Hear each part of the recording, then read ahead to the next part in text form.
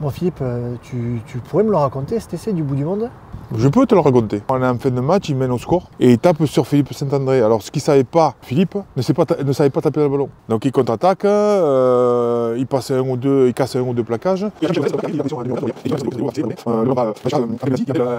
Sadorni qui marque l'essai, ce qu'on appelle l'essai du bout du monde, quoi. Et toi dans l'action, tu étais où là? Et moi j'avais fini mon job. Et j'étais sur le banc. Voilà. Oh, une belle histoire. Hein. Une très belle histoire.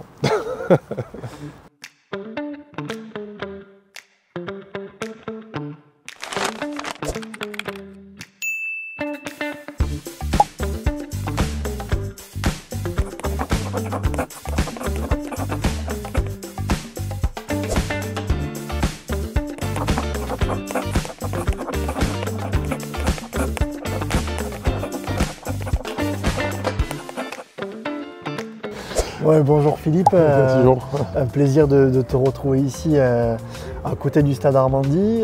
Les amateurs de rugby peuvent te voir naviguer un peu sur tous les terrains du 47. Que tu peux nous en dire un peu plus et ce que tu fais aujourd'hui?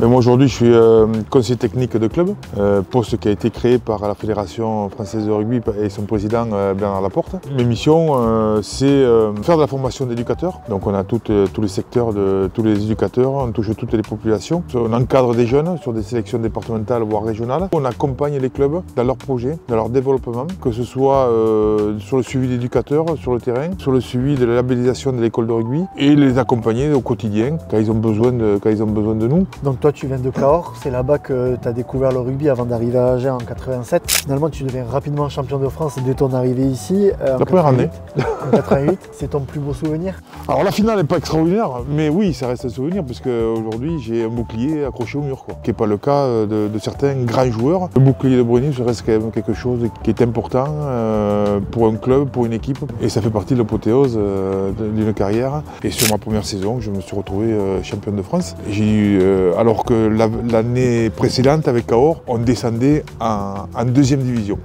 Ouais, donc la donc le grand saut, Tu as souvent dit que Michel Couturas, qui a entraîné à l'époque, t'avait beaucoup marqué positivement dans ta carrière. Est-ce que tu peux en dire plus? Déjà Michel, c'est la personne qui est venue me chercher à Cahors. Donc il a déjà la confiance qu'il a mis en moi. Et après sur le management des hommes, ça a été quelqu'un d'extraordinaire parce qu'on avait quand même une équipe on est champion de France avec beaucoup de caractère. Hein.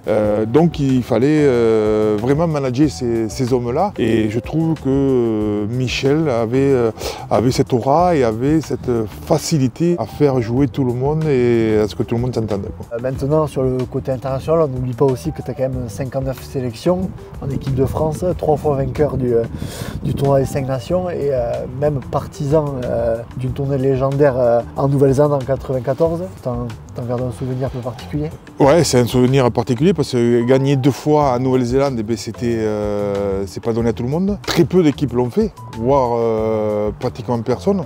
On gagne le premier test et on gagne le second test où un match terrible, match de l'enfer. Et ça n'a pas été reproduit par une autre nation. Ce qu'il faut savoir, c'est que depuis 1994, nous sommes la dernière équipe à avoir remporté le match contre les Blacks en 1994. Et depuis, ils sont invaincus à l'Eden Park. Donc ça reflète un petit peu le niveau, l'exploit que ça donne. Et a contrario, on en parle très peu. On parle très peu de cet exploit-là qui a été quand même assez marquant. Ouais. Bon, maintenant, moi, Philippe, j'ai une petite vidéo à te montrer. Aïe, j'étais sûr que tu allais me montrer ça. Bon, après, j'ai fait pas mal. Hein. À un moment donné, sur ce match-là, c'était Irlande-France. Keith Wood était tout le temps en train de nous charger alors qu'on était sur les côtés des... il était toujours à la limite et l'arbitre ne disait rien alors qu'il était sanctionnable. Et à un moment donné, j'ai pris la décision de me faire justice moi-même. À l'époque, quand on faisait un mauvais geste, on avait un carton jaune. Mais le carton jaune, on restait sur le terrain. C'est pas moi qui l'ai pris, ce carton jaune. Ah. Ça s'est passé à 1,50 m de l'arbitre de touche. Et l'arbitre de touche m'a confondu avec Philippe Bernatsal, qui fait la moitié de moi quand même. Puis ça n'a pas empêché après de partager des bons moments. Et ça n'a pas empêché de partager des bons moments, de partager la bière après. Quoi. En tout cas, merci Philippe d'avoir répondu à toutes ces questions. C'était un plaisir de partager ce moment. Et nous, on se retrouve très bientôt dans un prochain épisode de La Moulinette.